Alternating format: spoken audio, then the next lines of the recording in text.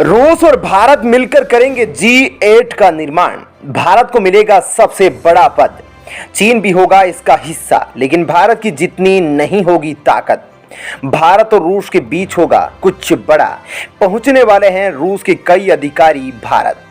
दोस्तों, दुनिया में रूस और भारत की दोस्ती को अमेरिका ने तोड़ने की पूरी कोशिश की थी, लेकिन तोड़ नहीं पाया।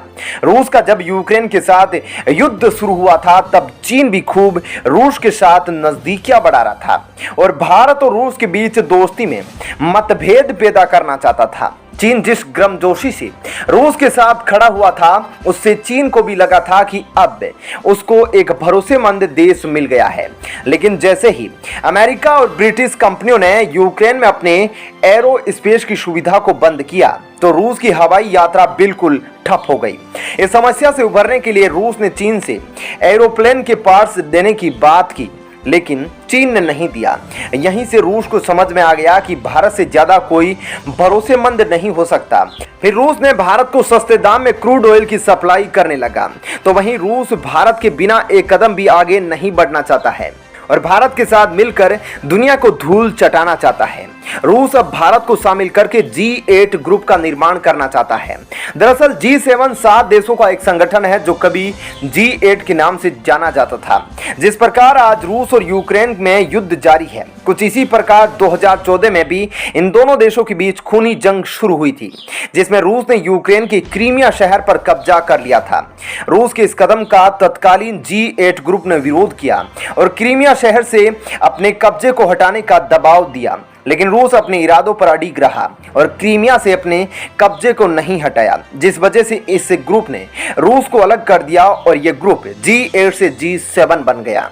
लेकिन अब रूस 8 देशों को मिलाकर G8 का निर्माण करने वाला है, जिसमें रूस भारत को भी शामिल करने की बात कर रहा है। रूस की ओर से यह बयान वहां के लोकसभा स्पीकर की ओर से दिया गया है।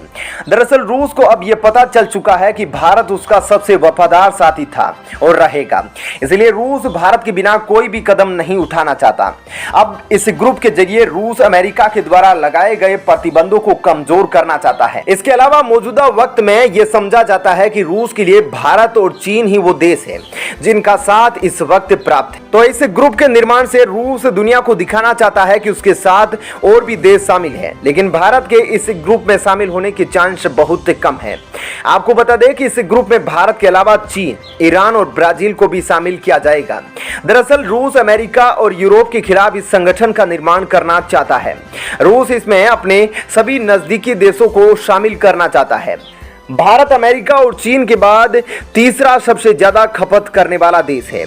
वहीं रूस जितने देशों को मिलकर इस ग्रुप का निर्माण करेगा, इसमें भारत दूसरे स्थान पर होगा। अब भारत के लिए इस ग्रुप में चीन के होने से इस बात की संदेह जताई जा रही है कि हो सकता है कि भारत इस ग्रुप में शामिल ना हो, क्योंकि चीन और भारत एक दूसरे का सम्मान नहीं करना चाहते हैं। भारत और चीन के बीच 15वें दौर की बातचीत हो चुकी है, लेकिन कोई नतीजा नहीं निकल पाया है। तो ऐसे में भारत चीन के साथ एक टेबल पर बैठेगा, ऐसी नौबत बहुत ही कम लग रही है। उधर मॉरिशस को भी रूस ने इस ग्रुप में शामिल होने के लिए सिफारिश करने की बात कही है, लेकिन मॉरिशस अमेरिका को नजरअंदाज करेगा, ऐसा बहुत ही कम चांस नजर आ रहा है। भारत की दुनिया में महत्व लगातार बढ़ता जा रहा है। कोई भी संगठन अगर अब बन रहा है तो उसमें भारत को शामिल करने को लेकर बात जरूर की जाती है। उधर यूनाइटेड नेशन में भारत ने अपनी आंख दिखाकर ताकतवर देशों को अपने आगे झुका दिया है।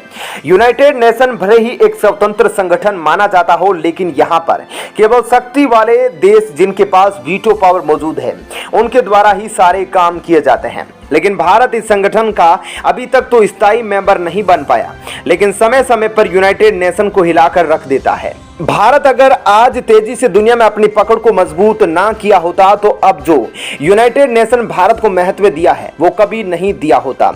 दरअसल भारत की एक भाषा हिंदी को यूनाइटेड नेशन के कार्यों में उपयोग होने वाली भाषा के रूप में एक मान्यता मिल चुकी है। तो अब हिंदी भाषा का विश्व में डंका बजने वाला है। इससे पहले यूनाइटेड नेशन में केवल 6 भाषाओं को ही मान्यता मिली थी, लेकिन अब उसी में हिंदी भाषा को शामिल किया गया है। वहीं कहा जाता है कि पुराने दोस्त हमेशा काम आते हैं। मौजूदा वक्त में यह बात अगर रूस और भारत के संदर्भ में कही जाए तो कोई अतिशयोक्ति नहीं होगी।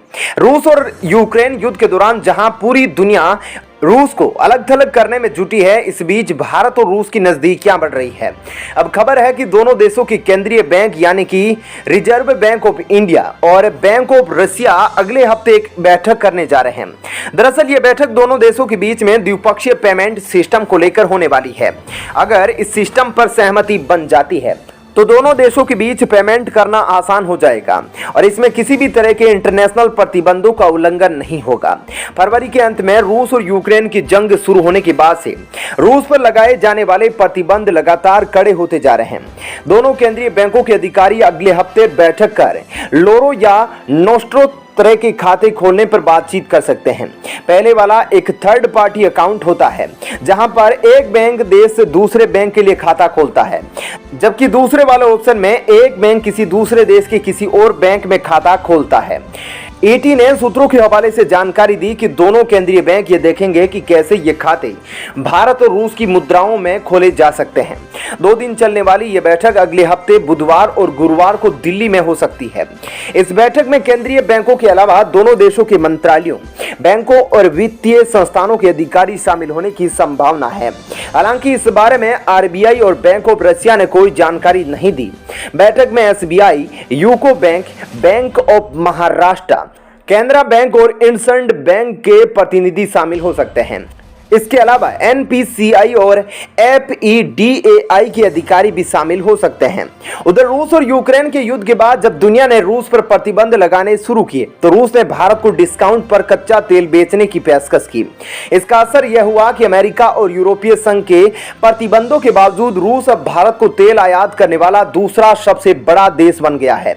इस मामले में अब रूस ने सऊदी अरब को भी पीछे छोड़ दिया है। अभी भारत सबसे अधिक कच्चा तेल इराक से आयात करता है। भारतीय तेल रिफाइनरियों ने मई में रूस से लगभग 2.5 करोड़ बैरल तेल खरीदा है। यह भारत के कुल तेल आयात का 16% से अधिक है। इसके अलावा रूस एक ओर जहां यूक्रेन से युद्ध लड़ रहा है तो दूसरी ओर भारत को हथियारों की सप्लाई भी जारी रखा है। रूस भारत को निरंतर S-400 की यूनिट भेज रहा है, तो वहीं आने वाले कुछ ही महीनों में भारतीय नौसेना के लिए कई अहम हथियार भारत इंपोर्ट करने वाला है।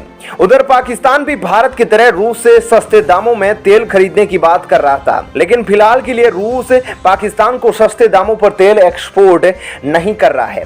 पाकिस्तान के अधिकारियों का कहना है कि जब पूर्व प्रधानमंत्री इमरान खान अभी हाल ही में रूस का दौरा किया था तो उसमें रूस और पाकिस्तान के साथ डील हुई थी। रूस पाकिस्तान को सस्ते दामों में तेल एक्सपोर्ट करेगा, लेकिन अब रूस ने कह दिया है कि ऐसी कोई रूस और पाकिस्तान के बीच बातचीत नहीं हुई थी। तो दोस्तों फिलहाल के लिए इस वीडियो में इतना ही। आपका क्या कहना है इस खबर पर जरूर बताइएगा। वीडियो को लाइक और शेयर जरूर कीजिएगा। धन्यवाद।